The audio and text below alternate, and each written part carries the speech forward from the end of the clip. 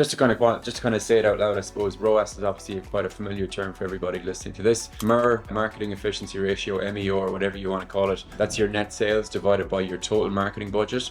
Much more of a kind of P&L metric. You want to understand how much you've generated in sales and how much have you spent on marketing, and irrespective of what the platforms are saying, this is your target. So an interesting question we tend to get a lot is, what is a good MER? What is a good ROAS for my business? It's really hard to say, and that's probably the most marketer answer you could ever give, but it's true.